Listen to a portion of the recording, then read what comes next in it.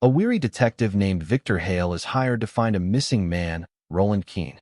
During his investigation, Victor encounters a mysterious woman, strange whispers, and haunting clues that lead him to suspect something darker. I remember the light most of all. A pale, yellow bulb hanging from a cracked ceiling, its flicker slow and irregular, like a dying heartbeat. The walls of the room were the color of old bones, damp with years of silence. I had been there for hours, maybe days, though my watch had stopped at 3:17. I was sitting on a wooden chair, facing a mirror that reflected only half my face. The other half dissolved into shadow. My name, or at least the one I used for work, was Victor Hale, private investigator. But lately, even that title felt borrowed.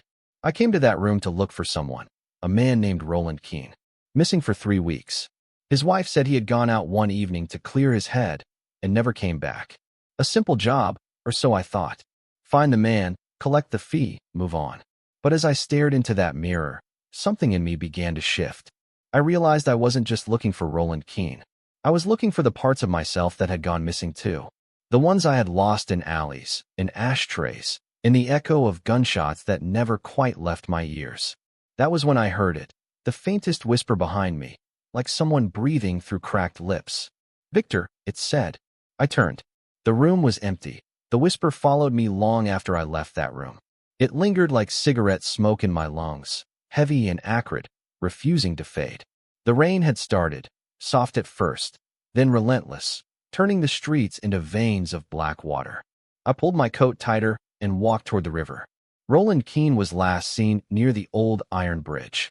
Locals called it the Spine, because when the fog rolled in, its arches looked like the vertebrae of some giant creature sleeping in the mist. That night, it felt alive. I saw her there, standing by the railing, a woman in a gray coat, her hair plastered to her face by the rain. She wasn't moving, just staring down at the water like she expected it to speak. I almost walked past her. Almost. But something about her stillness pulled me in. "Evening," I said, my voice breaking the rhythm of the rain. She turned her head slightly, just enough for me to see her eyes. They were tired, too tired for her age, and red as though she'd been crying for a very long time. "You shouldn't be here," she murmured. "He doesn't like strangers." "Who?" I asked. She didn't answer. Instead, she reached into her coat and pulled out a small object, a silver lighter, old and dented, engraved with the initials RK. Before I could say another word, she dropped it into the river. I watched it fall, a tiny spark swallowed by the current. When I looked up, she was gone. I didn't sleep that night. The rain kept me awake, tapping on the window like fingers that wanted in. The sound had a rhythm to it, almost deliberate, as if the city itself was trying to send me a message I didn't yet understand. Back in my office, what passed for one? I poured a glass of whiskey and let the warmth settle somewhere behind my ribs. The lighter the woman had dropped into the river kept replaying in my mind, over and over, the brief glint of its fall. RK, Roland Keene, the missing man. I opened the drawer of my desk to look for his file, but something stopped me.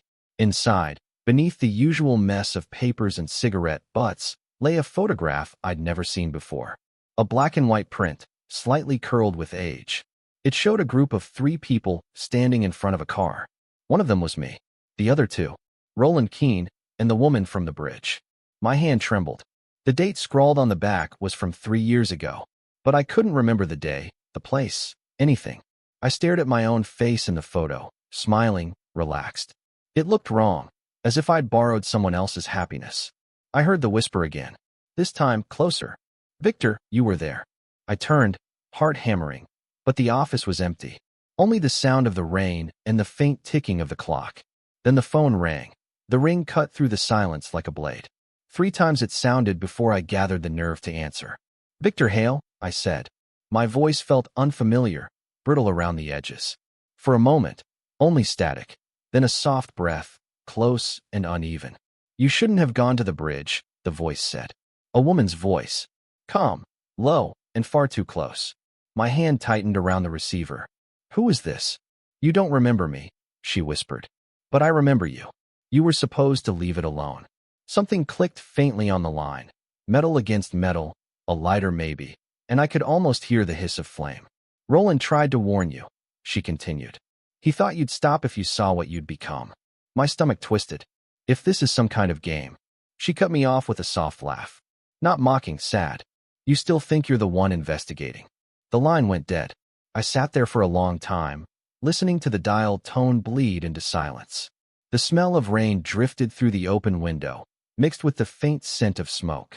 When I finally looked down, I saw that my left hand, was covered in a smear of dried mud. And faintly scratched into the skin beneath it were 2 letters. RK. The mud on my hand wouldn't wash off. Not completely. It stayed beneath the nails, in the creases of my skin, as if it belonged there, like something I had dug up once and tried to forget. By dawn, the city was wrapped in mist. The streets were quiet, emptied of people and sound. Even the pigeons seemed to have lost the will to move. I took a cab to Hollow Street, a narrow, crooked stretch near the river. That's where Roland Keene used to live. The cab driver didn't speak. He just kept glancing at me in the mirror, his eyes full of a kind of pity I didn't understand. When we stopped, he said softly, "You're early." Then he drove away before I could ask what he meant. The house was small, pale gray, with boards nailed across the front window. A single porch light hung crookedly, swaying in the wind. I pushed the door open. It wasn't locked. Inside, everything smelled of rot and lavender. The floor creaked beneath my boots. On the table lay a cold cup of tea, half drunk, with a lipstick mark on the rim. I moved toward the fireplace. Above it hung a portrait, a family photo. Roland, the woman from the bridge, and a third person. Me. There was a sound upstairs. Soft. Measured. Someone walking or pacing. I called out, "Roland." The footsteps stopped. Then a voice came from above. Hoarse, strained, and almost broken. "You took everything from me, Victor." The sound of that voice froze me in place. It wasn't angry. It wasn't even loud. It was the kind of voice a dying man might use to forgive or curse someone he once loved. The stairs moaned beneath me as I climbed, one cautious step at a time. Dust floated in the air like ghostly ash. Halfway up, I saw something on the wall, deep gouges in the plaster, as though someone had clawed at it in desperation. Each mark looked recent. At the end of the hallway was a door, faded green paint, the handle rusted dark. The smell was stronger there. Earth, mold, and something faintly metallic, like blood on old coins. I tried the handle. Locked. "Roland," I called, forcing calm into my voice. "It's Victor. I just want to talk." A pause. Then, "You already talked enough." There was a faint clink from behind the door, like glass being set down. Then a shuffle, slow, dragging steps approaching from the other side. My pulse hammered in my throat. "Roland, I." The door trembled once under the weight of something pressing against it. I could hear breathing, shallow, uneven. And then, quietly, "Do you remember the field, Victor? The night it rained?" I didn't. But when he said it, something inside me shuddered. A flicker of light, a flash of mud, a hand reaching out, and then nothing. I backed away from the door. And that's when I saw the writing scrawled across the wall opposite it, carved deep into the wood. "He's not missing. He's buried." I left the house just before dawn, the gray light spilling across the wet pavement like diluted ash. The words on that wall followed me out the door, carved deeper in my mind than they had been in the wood. He's not missing. He's buried. The city was still half asleep, but I couldn't rest. I needed air, space, distance, something to quiet the pounding in my head. I ended up walking to the edge of town, where the train tracks split and disappeared into the mist. Beyond them stretched a wide, empty field, long forgotten by everyone but the wind. That's when it came back to me. The faint memory Roland's voice had stirred. A night thick with rain, the engine's headlights cutting through darkness, and somewhere in the mud, laughter that wasn't mine. I crossed the tracks. My boots sank into the soil, heavy and damp. The smell of earth was almost sweet, clinging to every breath. And then, half buried beneath a tangle of dead grass, I saw it, a wooden stake, crooked, marked with a strip of cloth the color of rust. I knelt down. My fingers brushed the soil, and for a moment, it felt warm. I pulled back the cloth. Stitched into it, barely visible, were 2 initials, VH. My own. The ground beneath me shifted, soft as breath. I realized, too late, that the earth there wasn't solid. It had been disturbed, dug up once and filled again. That's when I heard the train in the distance. Its horn cried out like something mourning the dead.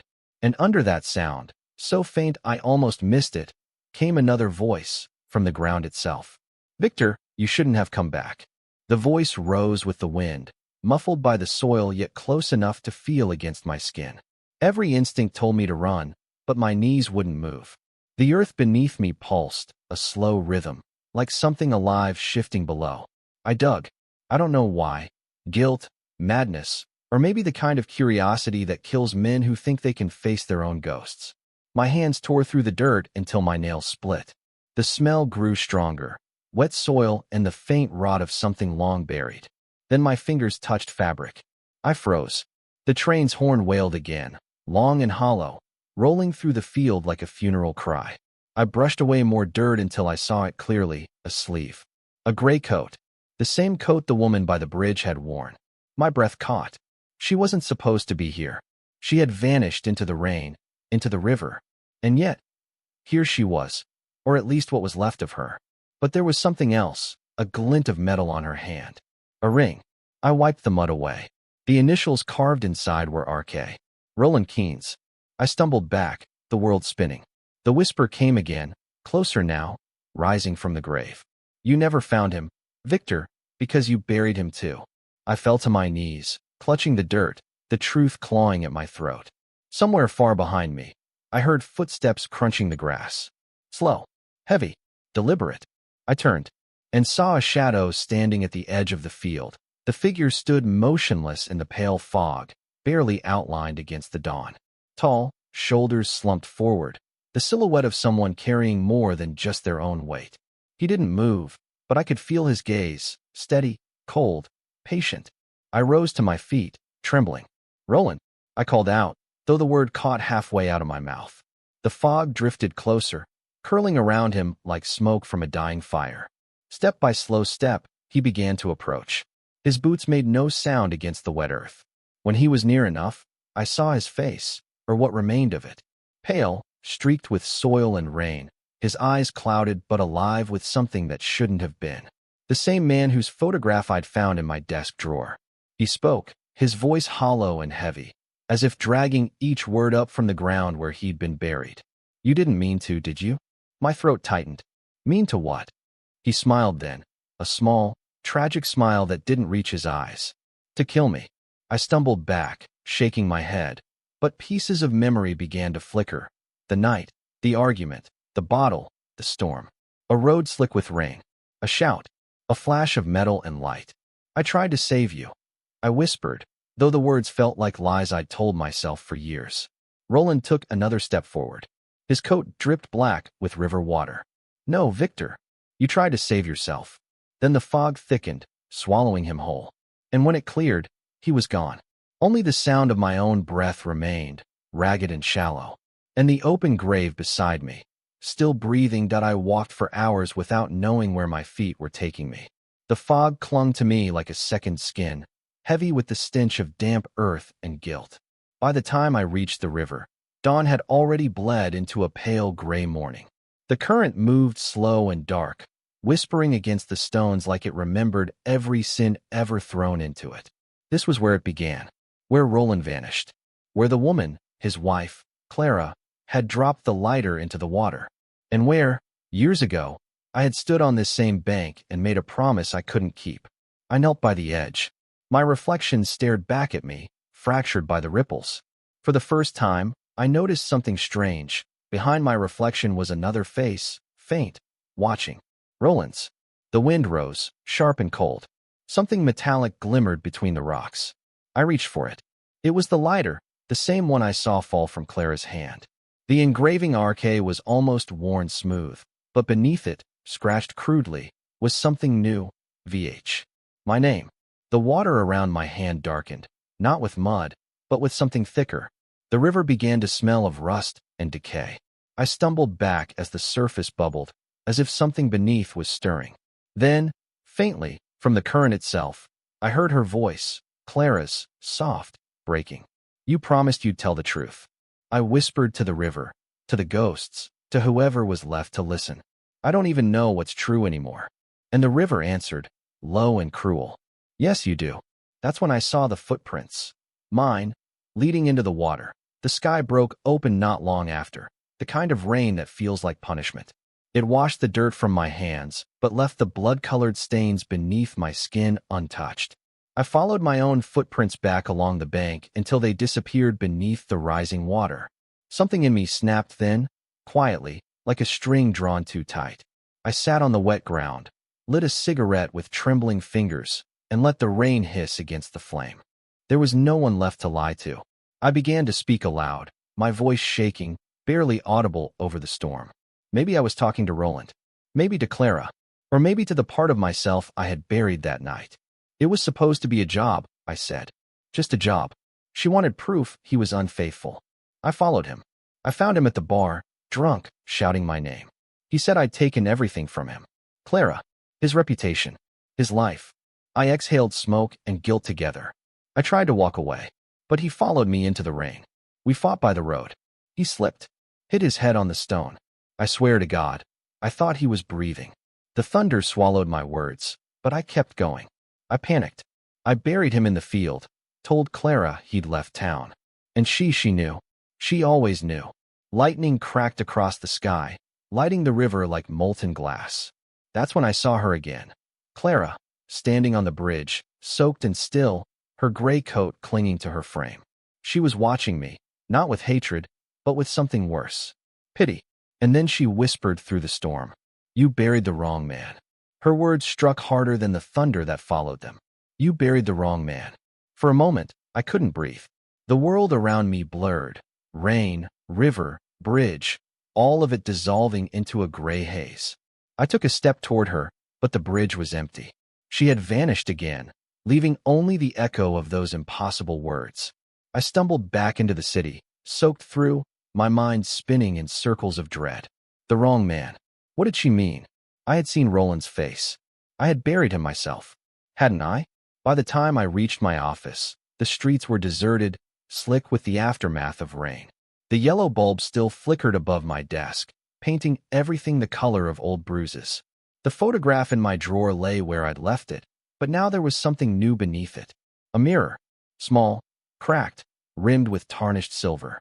It hadn't been there before. When I picked it up, my reflection stared back, except it wasn't quite me. The eyes were wrong. Softer. The faint scar above the lip that I'd had for years was gone. I blinked, and for the briefest moment, the reflection smiled. A knock came from the door behind me. 3 slow taps. "Victor Hale?" a voice asked. "Male." Familiar. I turned, heart pounding. The door creaked open, and there he stood. The same coat. The same stance. The same face. Mine. He stepped inside, water dripping from his hair, and spoke in a low, even tone. "You should have left me in the ground." For a moment, the world stopped breathing. We stood facing each other, the same man, 2 shadows of one life. The rain outside had slowed to a whisper, but the ticking of the clock behind me filled the room like a heartbeat that didn't belong to either of us. I, took another step forward. His eyes were hollow but steady, filled with a quiet, terrible understanding. "I waited for you to remember," he said. "You kept digging for Roland Keene, but you were only chasing what you buried inside yourself." I shook my head, my throat tightening. "No, I saw his body. I saw." "You saw what you needed to see," he interrupted. His voice was calm, too calm. "You buried a man that night. But it wasn't him. It was me." The light flickered. The air grew heavy, thick with the scent of rain-soaked earth. I stumbled backward until my hand brushed the photograph on the desk. 3 faces stared up at me again, Roland, Clara, and myself. Only this time, the faces had changed. The man in my place was Roland. And my face, was blurred out completely. My reflection, my twin, my ghost, watched me shake. "You took my name, Victor. My life. My guilt." He leaned closer. His breath was cold as a grave. But the truth doesn't stay buried forever. The bulb above us hissed and died. Darkness filled the room, absolute and suffocating. In the black silence, I heard him whisper beside my ear, soft, almost kind. "Now it's your turn." And then the sound of soil shifting. The scrape of something heavy being dragged across the floor. When the light returned, it was dim and trembling. Not from the bulb, but from the pale dawn leaking through the cracks of the blinds. The other me was gone. But the smell of wet earth filled the office, thick and choking. I looked down. The floorboards were warped, swollen with moisture. Mud bled between them, spreading in thin, pulsing veins across the wood. Beneath my boots, something shifted, slow, rhythmic, like breath from under the floor. A whisper rose through the cracks. "Now you know." I stumbled back, grabbed the whiskey from my desk, and drank straight from the bottle. The burn did nothing to warm me. Every corner of the room seemed to move, to bend inward. On the mirror above the sink, letters appeared, traced in condensation. "Make it right." My hands shook as I opened the drawer, the same one where I had found the photograph. The picture was gone. In its place lay a small shovel, caked with fresh dirt. My dirt. I don't remember leaving the office. I remember the rain starting again, cold as needles. The streets were empty, the city silent, as I walked toward the field beyond the tracks, the place where my sins were sleeping. When I reached it, the ground had already been turned. A shallow hole waited for me, open like a mouth. And beside it stood the second me, the reflection, the ghost, or whatever he was, holding the shovel. He smiled faintly. "Every secret deserves a grave," he said. "Yours is ready." He tossed me the shovel, and without another word, I began to dig. The shovel bit into the earth with a sound like breaking ribs. Each thrust brought up the scent of damp soil and old decay, the perfume of guilt long ripened. The rain fell harder, washing streaks of mud down my hands until they looked bloodied. He stood across from me, my mirror, my ghost, watching in silence. Every time I looked up, his features blurred, as if the rain refused to decide which of us it belonged to. "How deep?" I asked, my voice barely more than a rasp. He smiled, weary and soft. "Deep enough to forget." When the hole was wide and dark enough to swallow a man, I stopped. The shovel fell from my grasp, and I stared into the pit. There was something down there, a faint shimmer, a reflection of water pooled at the bottom. For a moment, it looked like another sky, waiting beneath the ground. He stepped closer. "It was always about you, Victor. The missing man, the wife, the guilt. You made them all. To remember. To punish. To end it." Lightning tore the horizon open. I saw his face clearly for the first time. It was mine, tired, older, full of the kind of sorrow that can't be buried. I whispered, "Then who am I?" He looked at me with something like pity. "The part that couldn't live with what you did." He reached out his hand. "It's time." And for the first time in years, I felt peace, cold, fragile peace. I took his hand, and together we stepped into the hole. The rain kept falling, slow and endless. By morning, the field was smooth again. No footprints, no grave, just wet earth breathing beneath the gray sky. Somewhere far off, a train wailed one last time, carrying a name that no one would ever remember.